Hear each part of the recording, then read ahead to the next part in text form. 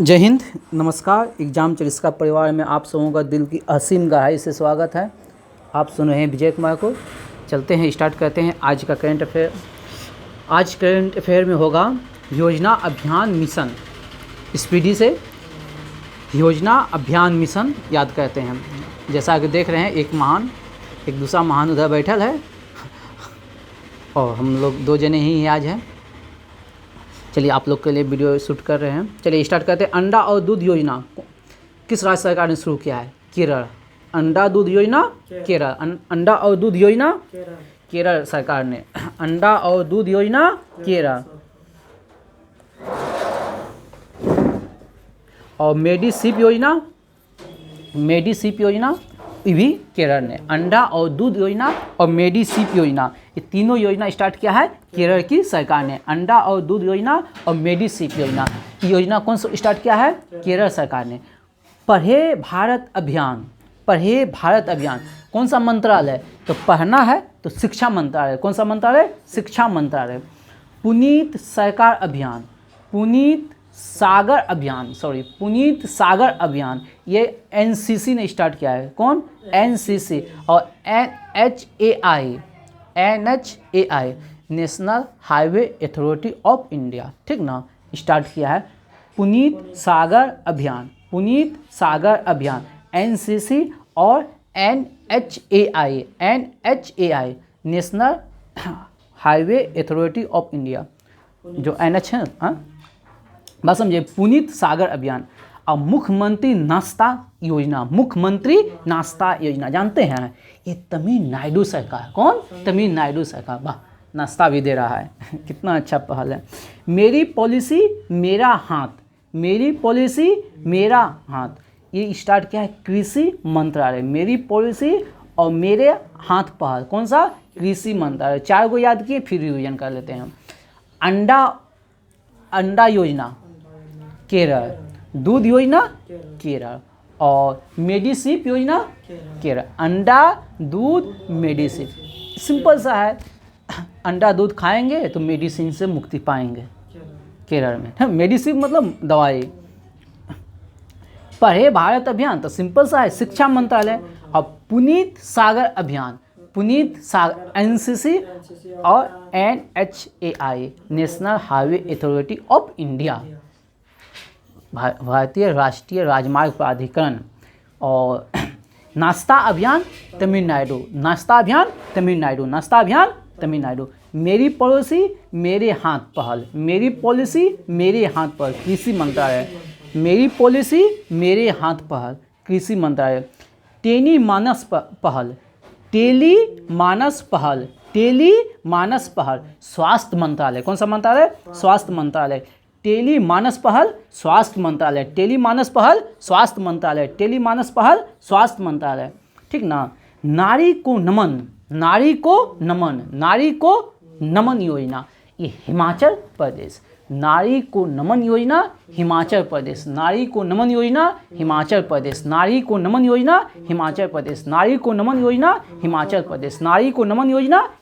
प्रदेश। Single use plastic bye bye योजना।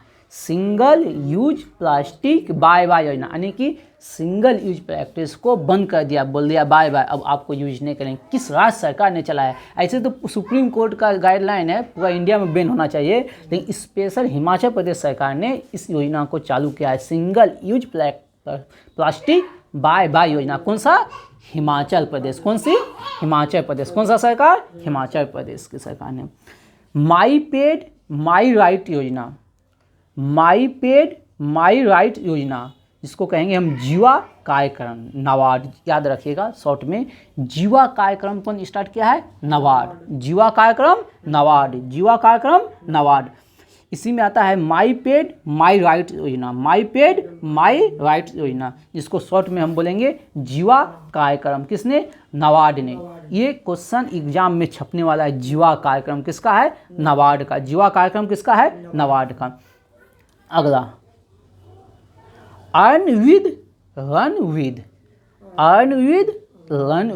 है, पढ़ना लिखना, ठीक ना। ये किसका है? त्रिपुरा सरकार है। किसका है? त्रिपुरा। अर्नविद रणविद, अर्नविद रणविद योजना त्रिपुरा सरकार, ठीक ना। लेकिन और एक है सुजल योजना, सुजल योजना ये हो जाएगा आपका हरियाणा का। सुजल योजना हरियाणा, सुजल योजना हरियाणा, सुजल योजना हरियाणा, सुजल योजना हरियाणा। और जीवा कार्यक्रम नाबार्ड, जीवा कार्यक्रम नाबार्ड, जीवा कार्यक्रम NABARD. Single use plastic bye bye Himachal Pradesh, single use plastic bye bye Himachal Pradesh. Nari Ko नमन, नारी को नमन हिमाचल प्रदेश, नारी को नमन हिमाचल प्रदेश, ठीक ना। याद हुआ। एक राष्ट्र एक राशन कार्ड, ठीक ना। एक राष्ट्र एक राशन कार्ड योजना कौन सा सरकार? असम सरकार। कौन सा सरकार? असम। एक राष्ट्र एक राशन कार्ड, एक राष्ट्र एक राशन कार्ड। ऐसे तो मतलब केंद्र सरकार की ही योजना है ये, ठीक ना। एक ही राशन कार्ड है, प्रदेश में कहीं भी अनाज ले सकते हैं। यह है स्पेशल असम सरकार ने भी स्टार्ट किया है। आंचल योजना, आंचल अभियान, आंचल अभियान राजस्थान सरकार, आंचल अभियान राजस्थान सरकार, आंचल अभियान राजस्थान सरकार, आंचल अभियान राजस्थान सरकार। अगला ई अधिगम योजना, ये भी बहुत अच्छा है। ई अधिगम योजना, ई अधिगम योजना ये भी हरियाणा सरकार का है। ई अधिगम योजना हरियाणा सरकार। ई अधिगम सुजल योजना, ई अधिगम सुजल योजना हरियाणा सरकार। ई अधिगम सुजल योजना हरियाणा सरकार। ई अधिगम और सुजल योजना हरियाणा सरकार। ई अधिगम और सुजल योजना हरियाणा सरकार। ई अधिगम और सुजल योजना हरियाणा सरकार।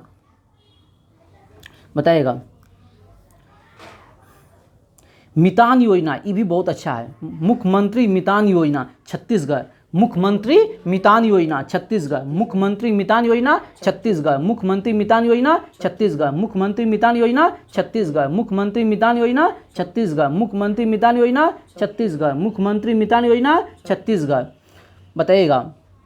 भारत टेप पहल, भारत टेप पहल आवास मंत्रालय, कौन सा? आवास मंत्रालय। भारत टेप पहल आवास मंत्रालय, भारत टेप पहल आवास मंत्रालय। बताइएगा। हिम पहरी योजना, हिम पहरी योजना, हिम है यानी कि जब भी होगा पर्वतीय क्षेत्र में होगा, ठीक ना। पर्वतीय क्षेत्र कौन? जम्मू कश्मीर, लद्दाख हो गया, हिमाचल प्रदेश हो गया, उत्तराखंड हो गया, ये सब में से कोई राज्य को हम मारेंगे तो इसमें से उत्तराखंड। हिम पहरी योजना उत्तराखंड, हिम पहरी योजना। हिम पहरी मतलब अब देखिए लॉजिक से मार देंगे। आप लोग देखते होंगे, बराबर सुनते होंगे बादल फटना, बादल फट रहा है कहाँ? ये सब ज़्यादा घटना कहाँ होता है? उत्तराखंड में। तो हिम के पहरी के लिए यानी बर्फ़ का जो है ना पहरा देने के लिए योजना स्टार्ट, ताकि कोई बादल न फटे, कोई बर्फ़ का हिमस्खलन ना हो, ठीक ना। उसके लिए उत्तराखंड सरकार ने। एक स्टेशन एक उत्पाद, एक स्टेशन एक उत्पाद दक्षिण मध्य रेलवे, एक स्टेशन एक उत्पाद दक्षिण मध्य रेलवे, एक स्टेशन एक उत्पाद दक्षिण मध्य रेलवे, एक स्टेशन एक उत्पाद दक्षिण मध्य रेलवे, एक स्टेशन एक उत्पाद दक्षिण मध्य रेलवे। बताइएगा। मुख्यमंत्री उद्यम क्रांति योजना, मुख्यमंत्री उद्यम क्रांति योजना मध्य प्रदेश, कौन सा? मध्य प्रदेश। स्कूल चलो अभियान उत्तर प्रदेश, स्कूल चलो अभियान उत्तर प्रदेश, स्कूल चलो अभियान उत्तर प्रदेश। बागवानी बीमा योजना, बागवानी बीमा सिंपल सा हरियाणा, क्योंकि हरियाणा में जो है ना बागवानी का कमी है, ठीक ना। नाम है हरियाणा लेकिन वहाँ बाग का कमी है, इसीलिए बागवानी बीमा योजना यानी बाग का बीमा करवाइए हरियाणा। काशी यात्रा योजना, काशी यात्रा योजना कर्नाटक, काशी यात्रा योजना कर्नाटक, काशी यात्रा योजना कर्नाटक, काशी यात्रा योजना कर्नाटक। मुंह बंद रखो अभियान, मुंह बंद रखो अभियान HDFC बैंक, कौन सा बैंक? HDFC bank. मुंह बंद रखो अभियान HDFC बैंक, मुंह बंद रखो अभियान HDFC बैंक। अम्मा बहिनी योजना, अम्मा बहिनी योजना सिक्किम, अम्मा बहिनी योजना सिक्किम। कौन सा संविधान संशोधन? 75 से भारत में आया, 76 से पूर्ण राज्य बना, ठीक ना। सिक्किम। हाँ, कौन सा योजना है? अम्मा और बहिनी योजना सिक्किम, अम्मा और बहिनी योजना सिक्किम, अम्मा और बहिनी योजना, अम्मा और बहिनी योजना, अम्मा और बहिनी योजना। कौशल्या मातृक योजना छत्तीसगढ़, कौशल्या मातृक योजना छत्तीसगढ़, कौशल्या मातृक योजना छत्तीसगढ़। और सेहत योजना रक्षा मंत्रालय, सेहत योजना। देखो ये क्वेश्चन पूछने वाला है, सेहत सुनेगा तो सब मारेगा स्वास्थ्य मंत्रालय, ठीक ना, लेकिन सेहत योजना कौन सा है? रक्षा मंत्रालय, सेहत योजना रक्षा मंत्रालय, सेहत योजना रक्षा मंत्रालय। आप लोग देख रहे हैं केवल आप लोग के लिए, जो मेरा ऑनलाइन श्रोता है, इसके लिए हम लोग वीडियो बना रहे हैं, ताकि आप लोग का 2 दिन से वीडियो नहीं आया है, आप लोग का वीडियो मिस ना हो। कल भी बना रहे थे, लेकिन कुछ टेक्निकल इशू हो गया, जिसकी वजह से कल नहीं बना पाए वीडियो। लेकिन आप लोग के लिए वीडियो बना रहे हैं, तो आप लोग प्यार दीजिएगा वीडियो को। कभी कभी होता है, मतलब शादी विवाह का मौसम है, तो आप मतलब सब गायब हो जाता है, तो इसके लिए आप लोग के लिए हम वीडियो रोकेंगे नहीं। जितना भी स्टूडेंट रहेगा उतना ही स्टूडेंट में वीडियो बनाएंगे। इसलिए आप लोग निफिक्र रहिए, आप लोग जुड़े रहिए और मेरे वीडियो को प्यार दीजिए, और प्यार देते भी हैं। आपका प्यार ही है जो हम इतना सामर्थ्य होते हैं, इतना मेरे अंदर शक्ति आता है कि हम अकेले भी वीडियो बनाने का क्षमता रखते हैं। ये आपका प्यार है। चलिए इसी तरह प्यार बनाए रहिए। आपका प्यार मेरे मेहनत से कहीं ज़्यादा है, बहुत ज़्यादा है। आपके प्यार के सामने मेरा मेहनत 0 है, आप इन्फिनिटिव हो। चलिए चलते हैं, ज़्यादा कुछ नहीं बोलते हैं, कभी कभी तो बोलते हैं, तो आप लोग सह लीजिएगा। फेंकू चंद तो है नहीं, बहुत कम बोलते हैं। चलिए अब स्टार्ट करते हैं। ये करेंट अफेयर का सेशन था, अब स्टार्ट करते हैं जीके। चलिए, जैसा कि 2-3 दिन जीके में टॉपिक वाइज नहीं आ पाया था, लेकिन अभी जो है ना, अब स्टार्ट करते हैं। पहले टॉपिक वाइज स्टार्ट करते हैं। हाँ, तो टॉपिक वाइज में पहले प्राचीन भारत का क्वेश्चन है। प्राचीन भारत का क्वेश्चन ध्यान से सुनिएगा। मौर्य वंश पढ़ रहे थे हम लोग, कौन सा? मौर्य वंश। तो मौर्य वंश का संस्थापक कौन हो गया? चंद्रगुप्त मौर्य, मौर्य वंश का संस्थापक। उसके बाद बिंदुसार, उसके बाद अशोक, ये सब पढ़ रहे थे। चलिए अब अशोक किससे थोड़ा सा आगे हम बढ़ते हैं, बताइएगा। अर्थशास्त्र जो है किसकी पुस्तक है? चाणक्य, कौटिल्य, ठीक ना। और एक नाम बता दीजिए। हाँ, आप लोग कमेंट में जो एक और नाम हम बताए हुए हैं, इस नाम को कमेंट में जवाब दीजिएगा, ठीक ना। और चाणक्य, कौटिल्य, और इसका एक नाम है, बचपन का नाम बताइएगा क्या था। हाँ, तो अर्थशास्त्र में अर्थशास्त्र में कितने अधिकारियों के बारे में बताया गया है? 18 अधिकारी के बारे में बताया। कितने? उस अर्थशास्त्र में शीर्ष अधिकारी को तीर्थ कहते हैं। शीर्ष अधिकारी को क्या कहते हैं? तीर्थ। एक क्वेश्चन पूछा गया है फिलहाल के बीएड एग्जाम में, ठीक ना। मौर्य काल में अधिकारियों को क्या कहते हैं? तीर्थ। क्या कहते हैं? तीर्थ। और इसकी संख्या कितना है? 18। तीर्थ की संख्या कितना है? ऐसे तीर्थ को महापात्र भी कहते हैं। तीर्थ को क्या कहते हैं? अधिकारियों को महापात्र भी कहा जाता है। अधिकारी को क्या कहा जाता है? महापात्र। और उसमें से जो अभी तक एग्जाम में पूछा गया है, तो वो क्वेश्चन जो कुछ महत्वपूर्ण अधिकारी है, उससे राजस्व एकत्र करने वाला अधिकारी को क्या कहते हैं? जो राजस्व को जमा करता है उस अधिकारी को क्या कहते हैं? समाहर्ता। क्या कहते हैं? राजस्व को जमा करने वाला अधिकारी समाहर्ता। राजस्व जमा करने वाला समाहर्ता। राजस्व जमा करने वाला समाहर्ता। राजस्व को जमा करने वाला समाहर्ता। राजस्व को जमा करने वाला समाहर्ता। राजस्व को जमा करने वाला समाहर्ता, ठीक ना। ये क्वेश्चन पूछा गया। पहले हम वही क्वेश्चन बताते हैं जो एग्जाम में पूछा हुआ है। मतलब अशोक के बारे में बताएंगे, तो अशोक के बारे में वो क्वेश्चन पहले बताएंगे जो एग्जाम में पूछा है, फिर वो बताएंगे जो पूछने की संभावना है। हम यानी कि ये जो वीडियो बनता है इसमें अधिकांश क्वेश्चन आपका प्रीवियस ईयर रहेगा, और उसके बाद प्रीवियस ईयर ख़त्म होने के बाद वो क्वेश्चन जो इसके अलावा कुछ पूछ सकें, तो ताकि आपको ये अंदाज़ा लगे अगर कोई टॉपिक पढ़े तो उसमें इम्पोर्टेंट क्या है, बस समझे, छांट सके। पढ़ना तो मतलब पागल कहते हैं तो सब पढ़ रहा, लेकिन हम लोग स्मार्ट स्टडी करेंगे एक राइट वे में। और एक और क्वेश्चन पूछा गया है, माप तोल का प्रभारी, जो माप तोल करता है उस प्रभारी को क्या कहते हैं? पोतवाध्यक्ष। पोतवाध्यक्ष। माप तोल का अधिकारी को क्या कहते हैं? पोतवाध्यक्ष।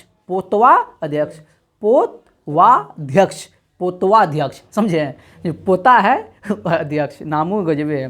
पोतवाध्यक्ष। माप तोल का प्रभारी को क्या कहते हैं? पोतवाध्यक्ष। माप तोल का प्रभारी को क्या कहते हैं? पोतवाध्यक्ष। माप तोल का प्रभारी को क्या कहते हैं? पोतवाध्यक्ष, ठीक ना।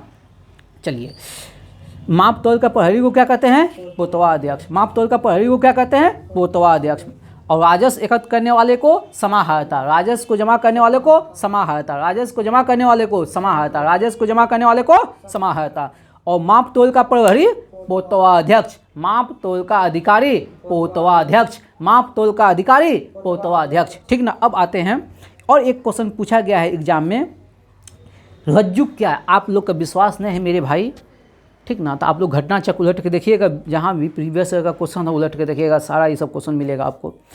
इनडायरेक्टली हम स्पीडी करवा रहे हैं भाई मेरे, लेकिन इसमें इंक्लूड रहता है घटना चक्र। नाम का स्पीडी है, काम का है घटना चक्र, ठीक ना। यानी घटना चक्र समझ रहे हैं कितना इंपॉर्टेंट है कोई भी एग्जाम के लिए। जीएस बोले तो घटना चक्र से बेहतर कुछ भी नहीं। बताइए रज्जुक जो है ना, पूछा है एक, पूछा है रज्जुक क्या है? रज्जुक जो है ना, जनपदीय न्यायालय के न्यायाधीश को जनपद कहते हैं। रज्जुक किसे कहते हैं? जनपदीय न्यायालय के न्यायाधीश। तो बोलिएगा ये जनपदीय न्यायालय क्या होता है? यानी कि जो लोकल लेवल, जिला लेवल पर जो न्यायाधीश होता है ना, उसको उस समय कहते थे हाँ जनपदीय न्यायालय। बस समझिए, जो जिला लेवल का, जैसे अभी जिला है, उस समय तो था नहीं, जनपद, चेष्टा पर बहुत सा ये सब था, चक्र, प्रांत, विषय, ये सब था। तो जो था, जनपदीय न्यायालय था, उसके न्यायाधीश को क्या कहते हैं? रज्जुक। जनपदीय न्यायालय के न्यायाधीश को क्या कहते हैं? रज्जुक। जनपदीय न्यायालय के न्यायाधीश को क्या कहते हैं? रज्जुक। क्या कहते हैं? रज्जुक। जैसे अभी डीएम वगैरह है ना, डीएम वगैरह है, जज है, डिस्ट्रिक्ट जज है, वो सब लेवल का। जनपदीय न्यायालय के न्यायाधीश को क्या कहते हैं? रज्जुक। जनपदीय न्यायालय के न्यायाधीश को क्या कहते हैं? रज्जुक। उस समय जो है ना, न्यायालय के दो भाग था। न्यायालय के कितने भाग था? धर्म स्थलीय और कंटक शोधन। कितने भागों में न्यायालय को बांटा गया था? दो, धर्म स्थलीय और कंटक शोधन। मुद्दे की बात ये ना है, जो धर्म स्थलीय है उसको कहते हैं दीवानी न्यायालय। जो धर्म स्थलीय है उसको क्या कहते हैं? दीवानी न्यायालय। और जो कंटक शोधन है उसको कहते हैं फौजदारी। अभी आप लोग पढ़ते हैं दीवानी न्यायालय और फौजदारी। तो दीवानी जो न्यायालय है वो धर्म संकटीय है, ठीक ना, और फौजदारी जो है कंटक शोधन है। बात समझे? अब ये क्वेश्चन पूछेगा नहीं आपको, आपसे जो क्वेश्चन पूछेगा वो आगे पूछेगा। तो दीवानी न्यायालय के न्यायाधीश को क्या कहते हैं? दीवानी न्यायालय को न्यायाधीश को कहते हैं व्यवहारिक। क्या कहते हैं? व्यवहारिक। दीवानी न्यायालय के न्यायाधीश को क्या कहते हैं? व्यवहारिक। दीवानी न्यायालय के न्यायाधीश को क्या कहते हैं? व्यवहारिक। दीवानी न्यायालय के न्यायाधीश को क्या कहते हैं? कहीं कहीं कभी कभी पूछ देगा, धर्म स्थलीय न्यायालय के न्यायाधीश को क्या कहते हैं? व्यवहारिक।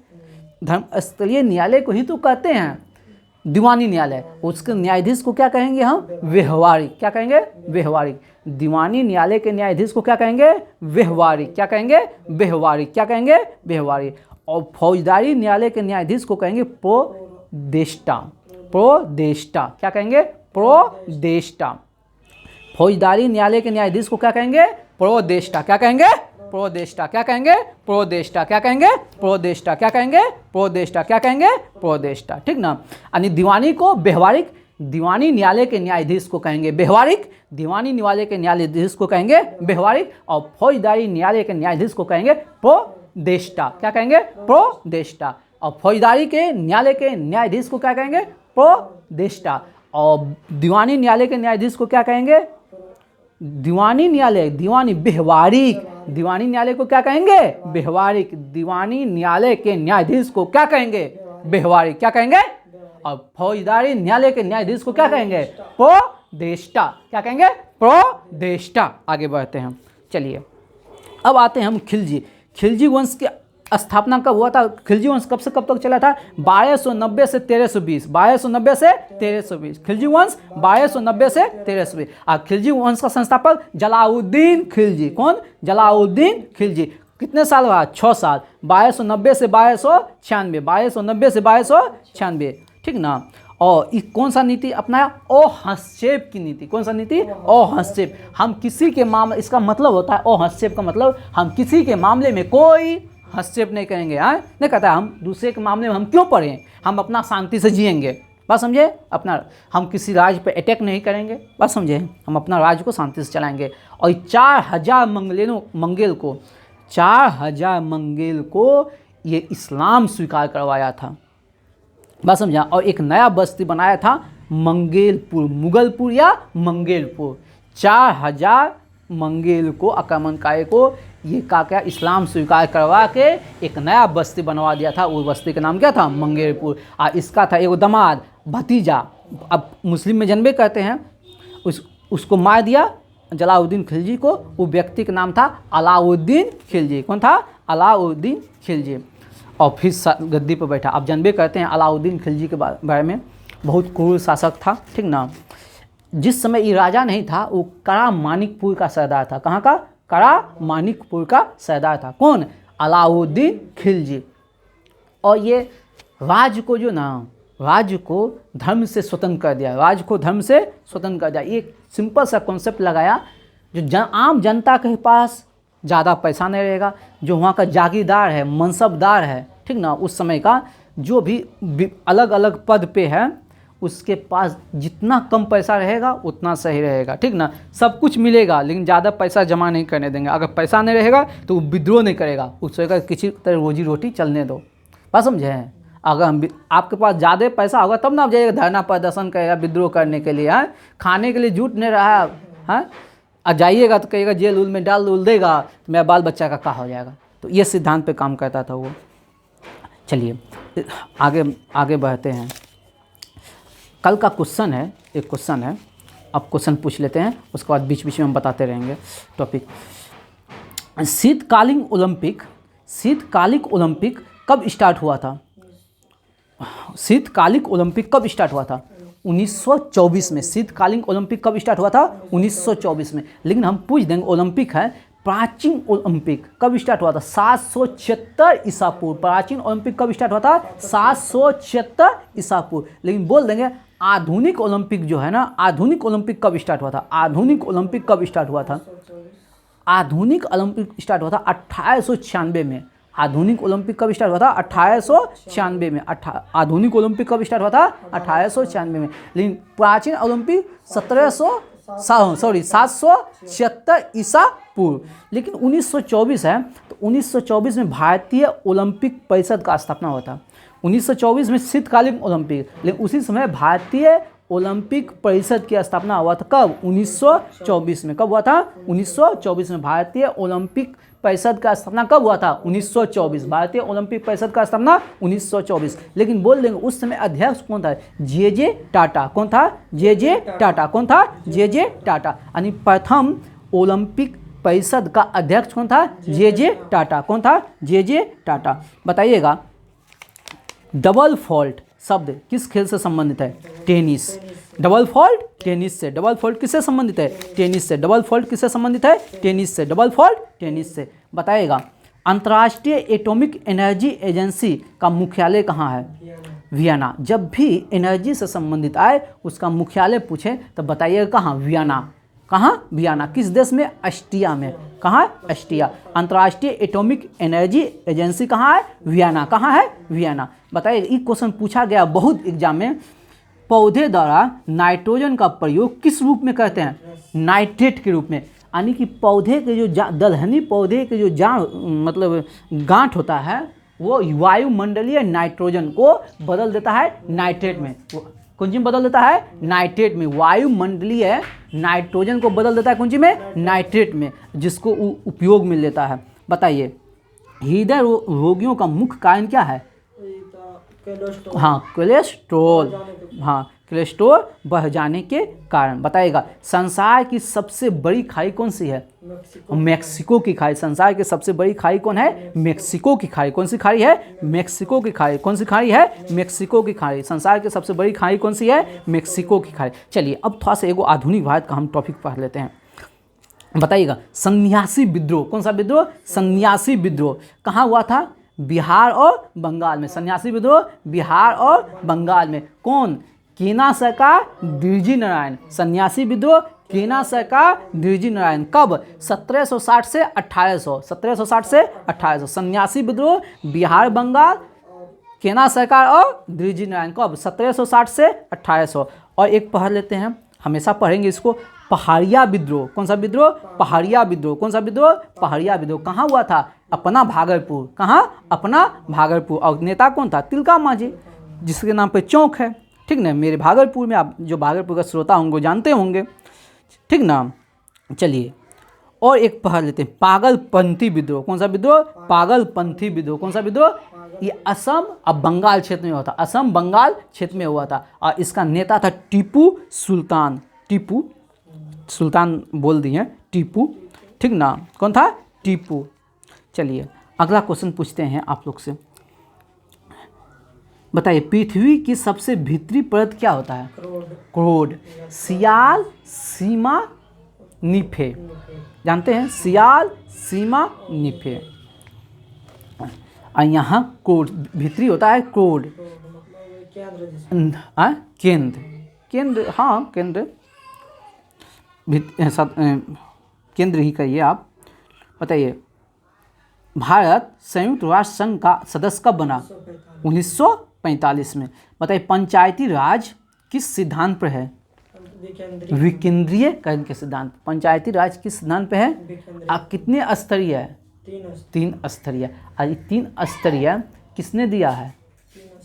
बलवंत राय मेहता। कब?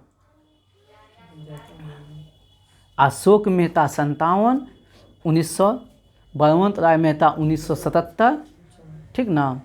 उसके बाद 85-86 PK राव समिति और लक्ष्मीमल सिंघवी समिति। बात समझे? लक्ष्मीमल सिंघवी समिति के सिफारिश पर ही 73वां संविधान संशोधन को संवैधानिक दर्जा मिला था, लक्ष्मीमल सिंघवी समिति के सिफारिश पर। बताइएगा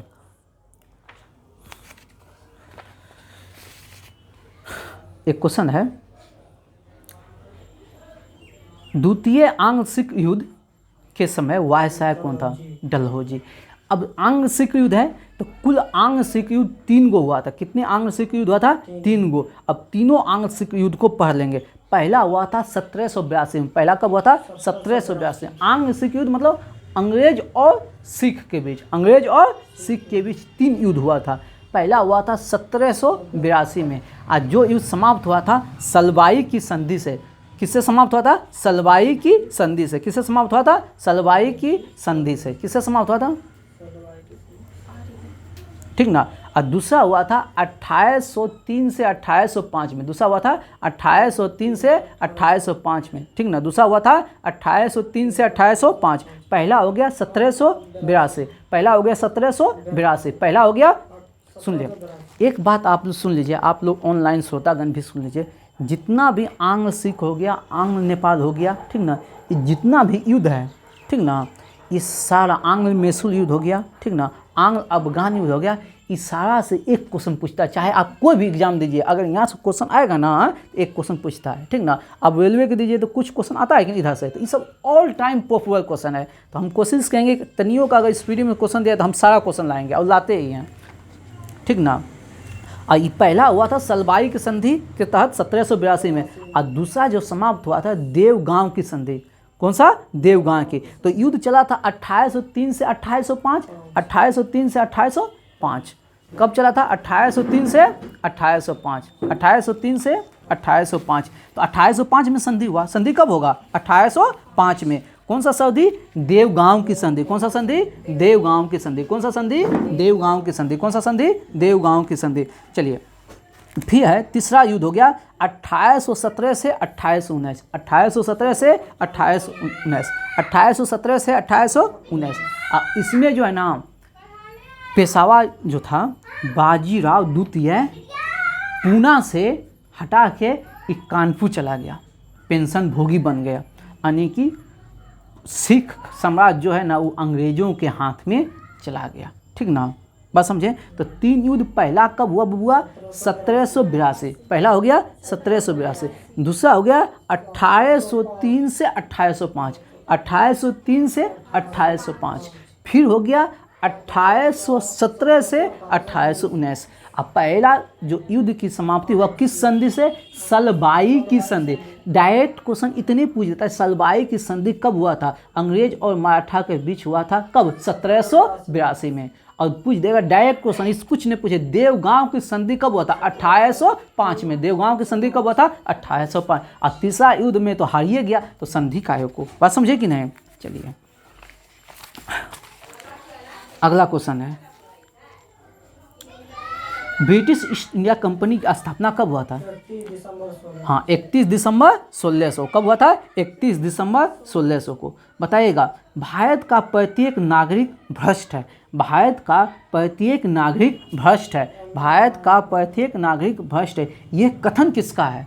कॉर्नवालिस का। किसका है? कॉर्नवालिस का। भारत का प्रत्येक नागरिक भ्रष्ट है, ये किसका है स्टेटमेंट? कॉर्नवालिस का। किसका है? कॉर्नवालिस। किसका है? कॉर्नवालिस। भारत का प्रत्येक नागरिक भ्रष्ट है, ये किसका है? कॉर्नवालिस। अब कॉर्नवालिस के बारे में हम जान लेते हैं। कॉर्नवालिस कब से कब तक है? 1786 से 1793। 1786 से 1793 तक, ठीक ना। लेकिन एक बार ये शायद बीच में भी आया था 1805 में। कब आया था? 1805 में। और इसकी मृत्यु हो गया था कब? गाजीपुर में। यूपी के गाजीपुर में इसकी मृत्यु हो गया था और वहीं इसका क्या है? समाधि स्थल है। यूपी के गाजीपुर में इसका मृत्यु हो गया, वहीं इसका क्या है? समाधि स्थल है। बात समझे? पूछ दे, निम्न में से कौन सा वायस है जिसका जो समाधि स्थल भारत में है? कॉर्नवालिस का। किसका? कॉर्नवालिस। वारेन हेस्टिंग्स के बाद आता है कॉर्नवालिस, ठीक ना। 1786 से 1793। 1786 से 1793, ठीक ना। 86 तक किसका होता है? वारेन हेस्टिंग्स का, ठीक ना। और इसने क्या क्या किया था? दरोगा का पद, ठीक ना। नागरिक सेवा का जनक, सबसे ज़्यादा क्वेश्चन पूछा जाता है, नागरिक सेवा का जनक किसे कहा जाता है? तो कॉर्नवालिस। नागरिक सेवा का जनक किसे कहा जाता है? कॉर्नवालिस को। और ये 4 गो भ्रमण करने वाला अदालत की स्थापना किया था। 4 भ्रमण करने वाली अदालत की स्थापना किया था। और अस्थाई बंदोबस्त 1793 ईस्वी में स्टार्ट किया था। कौन? कॉर्नवालिस। इसी के समय हुआ था। चलिए अगला क्वेश्चन है, प्राचीन भारत में नौसेना का सर्वप्रथम प्रयोग किस काल में हुआ था? चोल। हम याद रखिएगा, चोल प्रशासन जो है ना, दक्षिण भारत का है। ये जाना जाता है अपने नौसैनिक के लिए और अपने अस्थाई बंदोबस्त, अपने स्थानीय स्वशासन के लिए। 2 गो विशेषताएं प्रमुख है इसका, ठीक ना। चोल वंश का कौन क्या क्या? पंचायती राज व्यवस्था, और दूसरा नौसेना। पंचायती राज और नौसेना। पंचायती राज और नौसेना। पंचायती राज और नौसेना। पंचायती राज और इससे संबंधित जो अभिलेख है उत्तर मेरूर अभिलेख। उत्तर मेरूर अभिलेख चोल वंश से संबंधित है। चलिए आगे बढ़ते हैं। शीशे के सिक्के किस राजवंश में चालू हुआ? सातवाहन। अब सिक्के की बात है तो सबसे पहले सोने के सिक्के कौन चालू किया? हिंद यूनानियों ने। किसने चालू किया? हिंद यूनानियों ने। लेकिन बोल देंगे सर्वाधिक शुद्ध सोने के सिक्के, सर्वाधिक शुद्ध सोने के सिक्के किसने? है कुषाण वंश। और सर्वाधिक सबसे ज़्यादा सिक्के किसने जारी किए हैं? गुप्त शासन है। गुप्त है तो सोना ज़्यादा है, ठीक ना। गुप्त है तो सोना ज़्यादा है। सर्वाधिक सोने के सिक्के जारी किया गुप्त ने। आज शुद्ध सोने के कुषाण ने। शुद्ध सोने के सिक्के कुषाण ने। चलिए अगला क्वेश्चन है, बच्चा मनुष्य का पिता होता है, ये कथन किसका है? बच्चा मनुष्य का पिता होता है, ये कथन किसका है? William Wordsworth. William Wordsworth. William Wordsworth. William Wordsworth. William Wordsworth.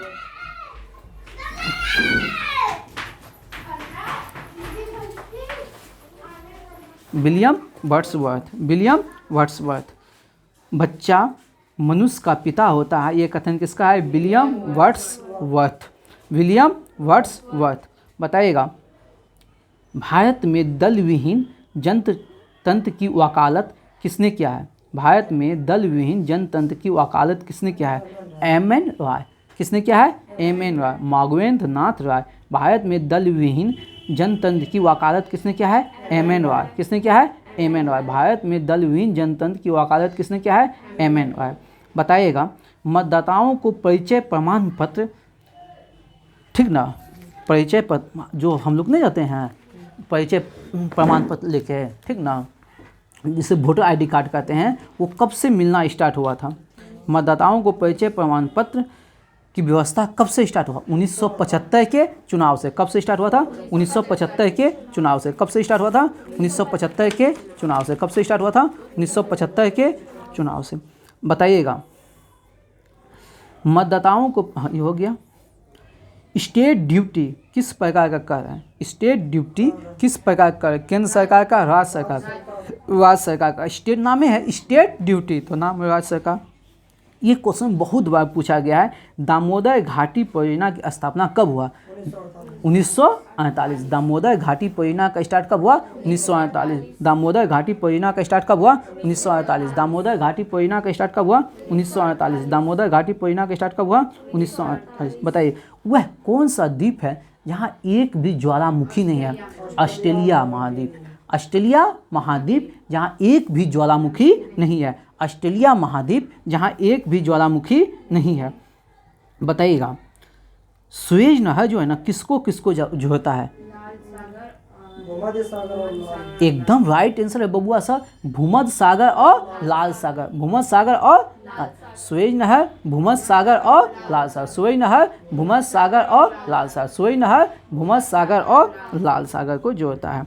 बताइएगा किसी तरल पदार्थ की विशिष्ट गुरुत्व को जानने वाला यंत्र, विशिष्ट गुरुत्व को जानने वाला हाइड्रोमीटर। विशिष्ट गुरुत्व को जानने वाला यंत्र हाइड्रोमीटर। बताइएगा चंद्रमा पर सबसे पहले मानव सहित अंतरिक्ष यान कौन सा? अपोलो 11।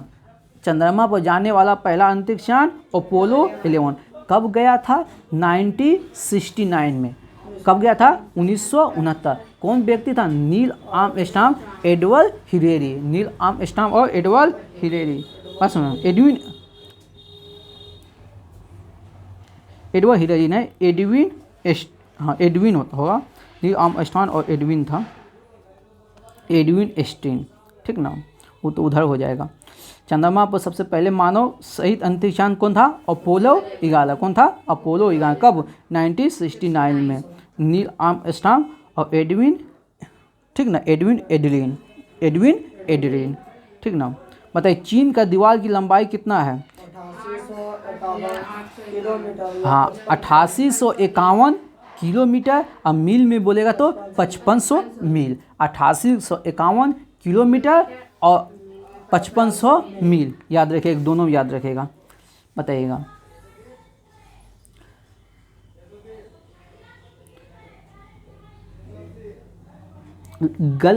गैल्वेनाइजेशन के लिए लोहे पर किसकी परत चढ़ाई जाती है?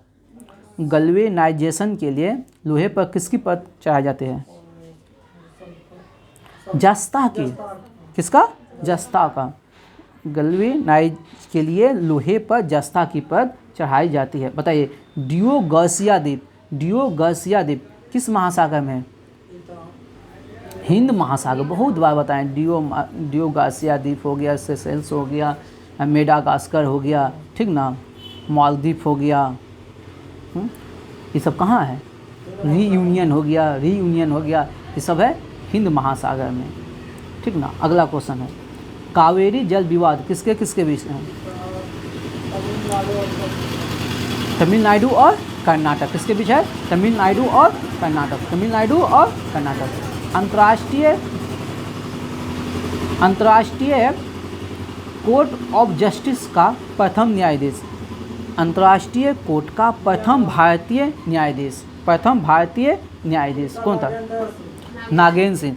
अध्यक्ष बोलेगा तो नागेंद्र सिंह। अध्यक्ष अंतर्राष्ट्रीय न्यायालय का प्रथम अध्यक्ष भारतीय नागेंद्र सिंह। लेकिन सदस्य बोलेगा ना वेनेगर रामाराव, ठीक ना। ये 85 से 88 तक नागेंद्र सिंह 1985 से 88 और वेनेगर रामाराव हो गया 1952 से 53। बात समझे? सिर्फ बोलेगा अंतर्राष्ट्रीय न्यायालय का प्रथम न्यायाधीश तो वेनेगर रामाराव, लेकिन बोलेगा अंतर्राष्ट्रीय न्यायालय का प्रथम अध्यक्ष तो नागेंद्र सिंह। दोनों में भारतीय, दोनों में कॉमन होना चाहिए भारतीय। बताइएगा कुतुब मीनार को पूरा किसने करवाया था? इल्तुतमिश ने। लेकिन उसकी चौथी और पंचवीं मंजिल को किसने बनवाया था? फिरोज शाह तुगलक। किसने बनवाया था? फिरोज शाह तुगलक। बताइए अंत्योदय योजना का विचार सबसे पहले किसके मन में आया था? अंत्योदय योजना जयप्रकाश नारायण। हाँ अंत्योदय योजना का विचार आया था जयप्रकाश नारायण, ठीक ना। चलिए अब एक स्टार्ट कर लेते हैं ज्योग्राफी का। बताइए सबसे पहले कौन सा?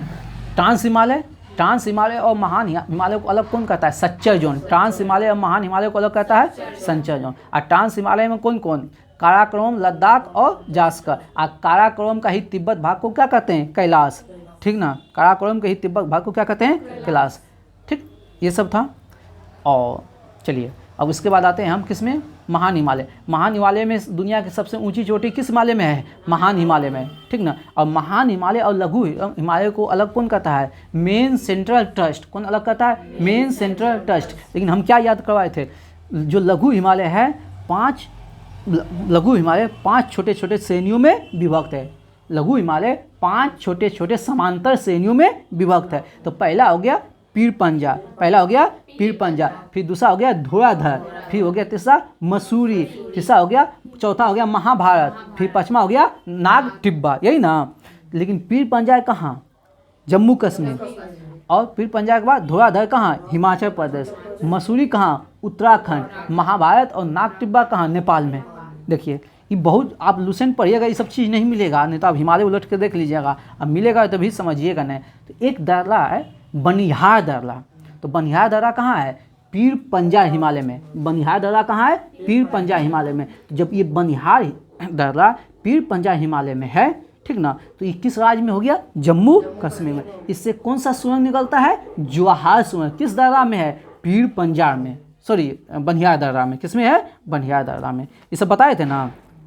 चलिए, लेकिन आज हम पढ़ेंगे कश्मीर घाटी जो है ना, कश्मीर घाटी जो है, कश्मीर घाटी महान हिमालय और पीर पंजाय के बीच, महान हिमालय और पीर पंजाय, ऊपर हो गया महान हिमालय, नीचे हो गया पीर पंजाय, उसके बीच में है कश्मीर घाटी। महान हिमालय और पीर पंजाय के बीच में कौन सी घाटी है? कश्मीर घाटी। कश्मीर की घाटी है किस हिमालय के बीच में है? महान हिमालय और पीर पंजाय के बीच में। देखो ऊपर महान हिमालय, नीचे लघु हिमालय। लघु हमारे कितने भाग में बटल है?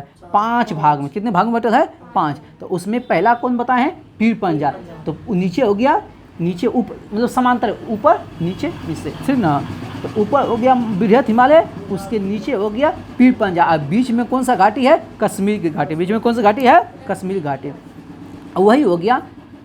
पीर पंजाय से आगे बढ़िए तो धुराधर, पीर पंजाय से आगे बढ़िए तो धुराधर और बृहत हिमालय के बीच में है कुल्लू और कंगला। कुल्लू और कंगला। कुल्लू जो है ना, कुल्लू की घाटी आप लोग सुने होंगे, कुल्लू घाटी। कुल्लू घाटी हिमाचल प्रदेश, कुल्लू घाटी हिमाचल प्रदेश। लेकिन क्वेश्चन पूछता है किस हिमालय किसके बीच में है? तो बृहत हिमालय और धुराधर के बीच में है कुल्लू घाटी। बात समझे? चलिए एगो सिंपल बता देते हैं। चुंबी घाटी, कौन सी घाटी? चुंबी घाटी। इस सिक्किम में। चुंबी घाटी कहाँ है? सिक्किम में। चुंबी घाटी कहाँ है? सिक्किम में। चुंबी घाटी कहाँ है? सिक्किम में। चुंबी घाटी कहाँ है? सिक्किम में। चुंबी घाटी कहाँ है? सिक्किम में। चलिए आगे बताइएगा। नेपोलियन बोनापार्ट किस देश का निवासी था? फ्रांस का। नेपोलियन बोनापार्ट कहाँ का निवासी था? फ्रांस का। नेपोलियन बोनापार्ट कहाँ का निवासी था? फ्रांस का। बताइए हेमावती किसकी सहायक नदी है? हेमावती कावेरी की। हेमावती किसकी है? हेमावती अकरावती। हेमावती अकरावती कामिनी भवानी। हेमावती अकरावती कामिनी भवानी सब किसका है? कावेरी का। ठीक ना। और कावेरी पर ही कौन सा है? शिव सुंदरम जलप्रपात। कावेरी पर ही है कौन है? शिव सुंदरम जलप्रपात, याद रखिएगा। और कावेरी को क्या कहा जाता है? दक्षिण भारत की गंगा। दक्षिण भारत की गंगा कौन? कावेरी। दक्षिण भारत की गंगा कौन? कावेरी। और कहाँ से निकलती है? ब्रह्मगिरी पर्वत से। कहाँ से निकलती है? ब्रह्मगिरी पर्वत से। बताइएगा सबसे छोटा दिन कब होता है उत्तरी गोलार्ध में? सबसे छोटा दिन उत्तरी 22 दिसंबर, ठीक ना। और दक्षिणी गोलार्ध में 21 जून, ठीक ना। इसका डिटेल किसी और दिन करेंगे हम। हेमियोपैथी का जन्म कहाँ हुआ था? जर्मनी में। कौन? हेनीमैन। हेमियोपैथी का जनक हेनीमैन। हेमियोपैथी का जनक हेनीमैन। बताइए बटरफ्लाई शब्द किससे है? बटरफ्लाई, फ्लाई मतलब तैराकी। कौन चीज़ से? तैराकी से। बताइएगा लिबर्टी की प्रतिमा कहाँ है? लिबर्टी की प्रतिमा कहाँ है? न्यूयॉर्क। लिबर्टी की प्रतिमा कहाँ है? न्यूयॉर्क। लिबर्टी की प्रतिमा कहाँ है? बताइए राष्ट्रीय युवा दिवस कब मनाया जाता है? कब मनाया जाता है? 12 जनवरी। राष्ट्रीय युवा दिवस 12 जनवरी। अरे क्रिकेट में पॉपिंग क्रीज की माप कितना होता है? पॉपिंग क्रीज की माप कितना होता है? यानी कि जो विकेट होता है और जो क्रीज होता है उसके बीच की लंबाई को कहते हैं हम पॉपिंग क्रीज। वो कितना होता है? 4 फीट। कितना होता है? रेबीज के इलाज किसने किया था? रूई पास्चर। रेबीज के टीका रूई पास्चर, रेबीज के टीका रूई पास्चर। बताइएगा गन मेटर किसका किसका मिश्रण होता है? गन मेटर किसका किसका?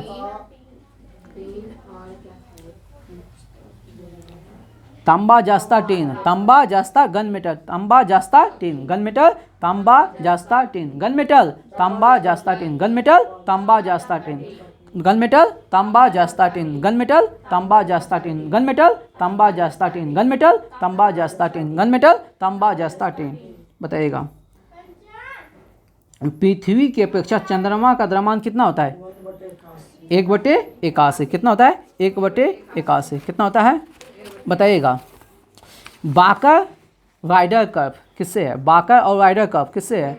गोल्फ से। बाकर और राइडर कप गोल्फ, बाकर और राइडर कप, बाकर और राइडर कप, बाकर और राइडर कप, बाकर और राइडर कप। लेकिन बोलेंगे China Cup gymnastic, China Cup gymnastic, Baker और राइडर कप, बाकर और Rider Cup, China Cup gymnastic.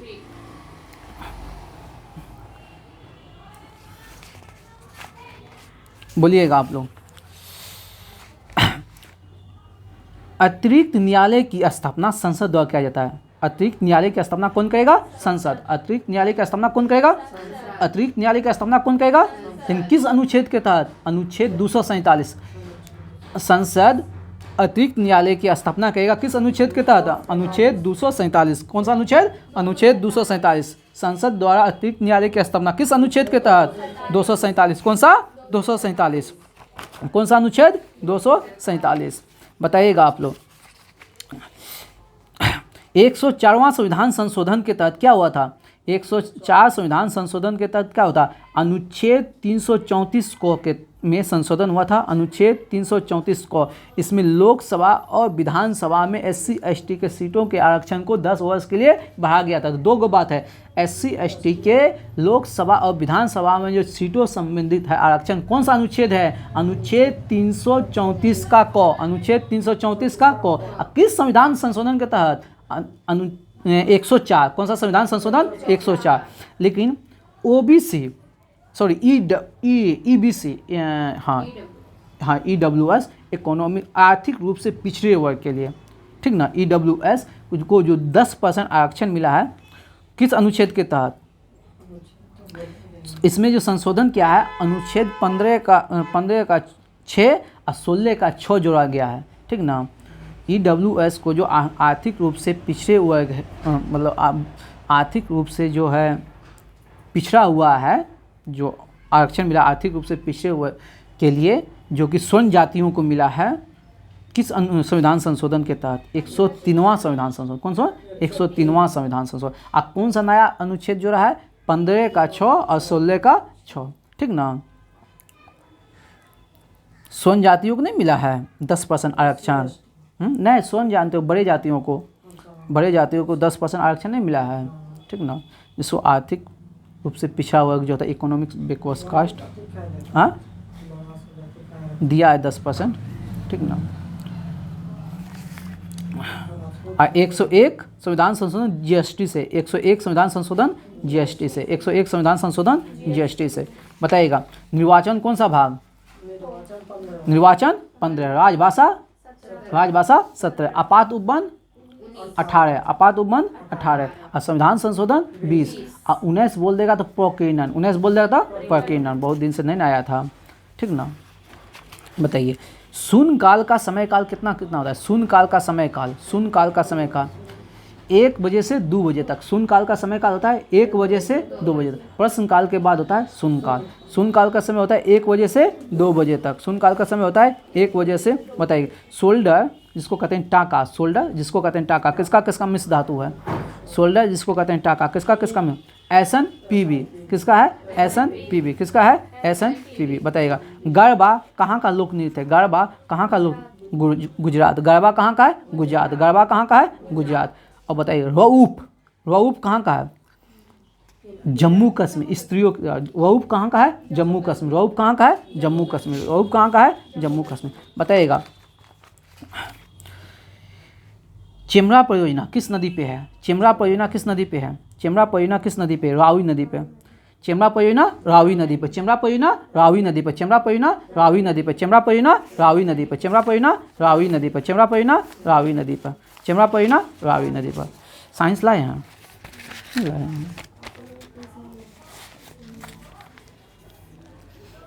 बताइएगा। 60 टापुओं का नगर किसे कहा जाता है? 60 टापुओं का नंबर मुंबई, 60 टापुओं का नगर मुंबई। लेकिन मुंबई में महाराष्ट्र में विधानसभा सदस्यों की संख्या 288, महाराष्ट्र में विधानसभा 288, महाराष्ट्र में विधानसभा 288, लोकसभा महाराष्ट्र में लोकसभा 48, महाराष्ट्र में लोकसभा 48, महाराष्ट्र में लोकसभा 48, लेकिन राज्यसभा 19, महाराष्ट्र में राज्यसभा 19, तमिलनाडु में विधानसभा 34 और लोकसभा 39, लोकसभा 39, राजस्थान में 25, और क्या कहते हैं राजस्थान में क्या विधानसभा, आप लोग कमेंट में जवाब दीजिए, राजस्थान में विधानसभा की सीटों की संख्या कितनी है। बस इतना याद रखिएगा, 0 से कम है, 100 से मतलब उसमें अंतिम अंक 9 है, ज़्यादा नहीं कुछ बोलेंगे। बताइएगा, देश का सबसे बड़ा अंतर्राष्ट्रीय हवाई अड्डा, देश का सबसे बड़ा अंतर्राष्ट्रीय हवाई अड्डा संतराकुज मुंबई, संतराकुज मुंबई, संतराकुज मुंबई। और देश का सबसे बड़ा बंदरगाह, देश का सबसे बड़ा बंदरगाह मुंबई। इंडियन सिक्योरिटी प्रेस कहाँ है? Nashik, Indian security press Nashik. Gateway of India स्थापना कब हुआ? 1900। गेटवे ऑफ इंडिया कहाँ है? 1911। चलिए,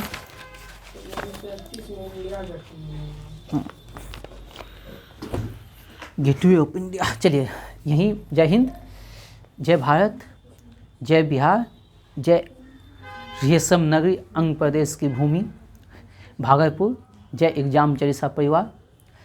चलिए आज का सेशन यहीं समाप्त करते हैं। आप लोग मेरे चैनल को बहुत सारा प्यार दें, मेरे वीडियो को शेयर सब्सक्राइब करें। चलिए चलते हैं, इसी के साथ अपने वाणी को विराम देते हैं। जय हिंद, जय भारत।